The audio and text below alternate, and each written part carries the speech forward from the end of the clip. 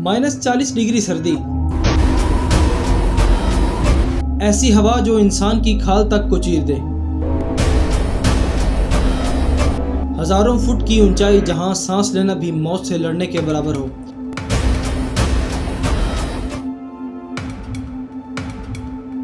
और इसी जहन्नम में एक शख्स बर्फ में दफन पड़ा था।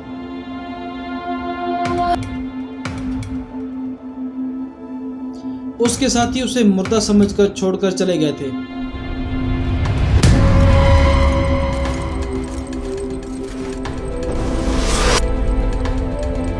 उसका चेहरा जम चुका था, हाथ नाकारा हो चुके थे,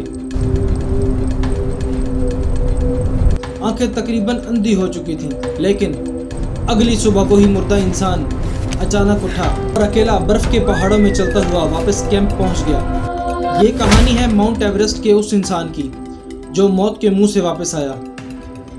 दुनिया की सबसे ऊंची चोटी, ऊंचाई तकरीबन 29,000 फुट। लेकिन एवरेस्ट सिर्फ एक पहाड़ नहीं, ये एक ऐसी जगह है जहां इंसान का जिस्म आहिस्ता आहिस्ता मरना शुरू हो जाता है।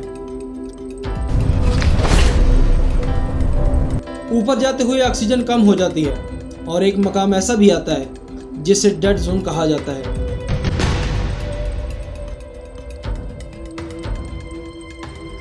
यानी वो जगह जहां इंसान ज्यादा देर जिंदा नहीं रह सकता। यहाँ दिमाग काम करना छोड़ देता है, जिस्म जमना शुरू हो जाता है, दिल कमजोर पड़ जाता है।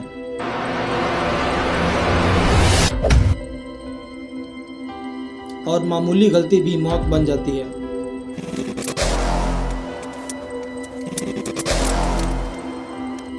एवरेस्ट पर आज भी सैकड़ों लाशें मौजूद हैं, कुछ बर्फ में दफन और कुछ रास्तों के किनारे पड़ी हुई।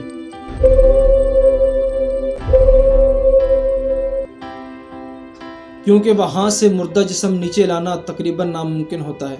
सन 1996 अमेरिका का एक डॉक्टर बैक वेदर्स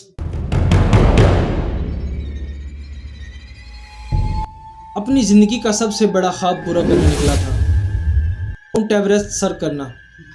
वो कोई सुपर हीरो नहीं था, एक आम इंसान था। उसके बीवी बच्चे थे, आम जिंदगी गुजार रहा था। लेकिन दिल में एक ख्वाब जागता है। वो सोचता है कि दुनिया की सबसे ऊंची चोटी तक पहुंचना अब उसका ख्वाब है। उसने महीनों तक उसकी तैयारी की, ट्रेनिंग हासिल की, बर्फानी इलाकों की मशक, ऑक्सीजन की तैयारी, और फिर वो नेपाल पहुंच गया।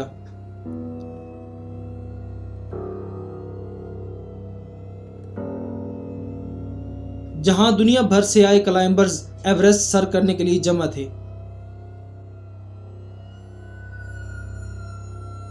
शुरू में सब कुछ ठीक चल रहा था, टीम आहिस्ता आहिस्ता ऊपर जा रही थी।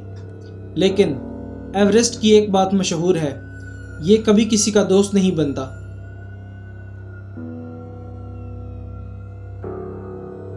मौसम चंद मिनटों में बदल जाता है, पता ही नहीं चलता।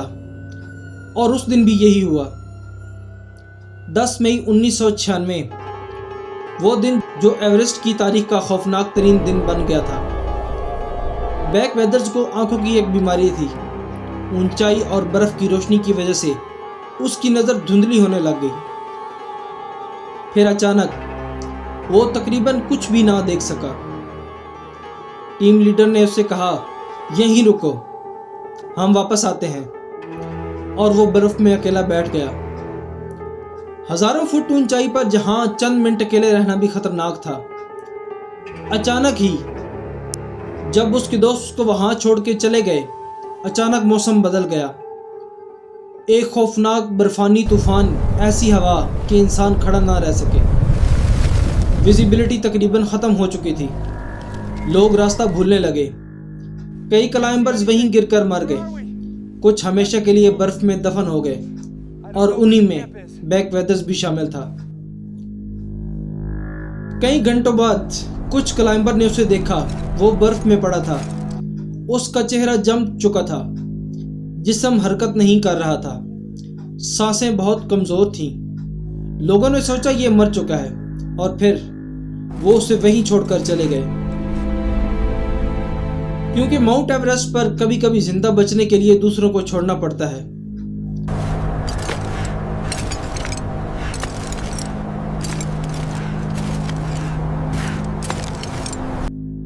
सोचो, -40 डिग्री सर्दी, खुला आसमान हो, बर्फानी हवा हो और एक इंसान जो आधा मर चुका हो। आम इंसान चंद मिनटों में भी सरवाइव ना करे, लेकिन बैक वेदर्स पूरी रात वहां पड़ा रहा। उसके हाथ जम चुके थे, चेहरा तबाह हो रहा था, नाक फ्रीज हो रही थी और जिस्म आहिस्ता आहिस्ता बंद हो रहा था। फिर अगली सुबह कुछ ऐसा हुआ जिस पर आज भी लोग यकीन नहीं करते। बैक वेदर्स अचानक जाग गया। हाँ, आपको भी शौक लगा ना? बिल्कुल, वो जिंदा था। उसे खुद भी समझ नहीं आ रहा था कि वो कैसे जिंदा बच गया। वो उठा, लड़खड़ाया और बर्फ में चलना शुरू कर दिया। वो अकेला था, उसके साथ कोई मदद नहीं थी। उसका हर कदम मौत के खिलाफ जंग था। उसकी उंगलियां काम नहीं कर रही थीं। चेहरा उसका सुन्न हो चुका था, होंठ फट चुके थे, सांस लेना मुश्किल था। लेकिन उसके दिमाग में सिर्फ एक चीज थी कि मुझे जिंदा वापस जाना है। और फिर दूर कहीं उसको कैंप नजर आ रहा था। कैंप में मौजूद लोग उसे देखकर हैरान हो गए, क्योंकि जिसे वो मुर्दा समझ चुके थे वो खुद अपने पैरों पर चलकर वापस आ गया था। I don't believe it. Are you real? I'm here. I made it back. यह मंजर ऐसा था जैसे कोई मुर्दा कब्र से वापस आ गया हो, लेकिन सर्वाइवल की कीमत बहुत बड़ी थी।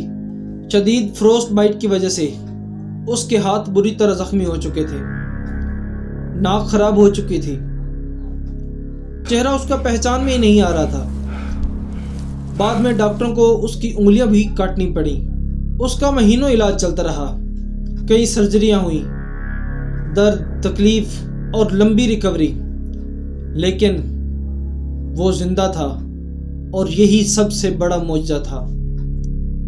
ये कहानी पूरी दुनिया में फैल गई थी। लोग इसे मिरेकल सर्वाइवल कहने लगे, क्योंकि साइंस के मुताबिक उसका बचना तकरीबन नामुमकिन था, क्योंकि इतने कम दर्जा हरारत में कोई भी जिंदा नहीं बच सकता था।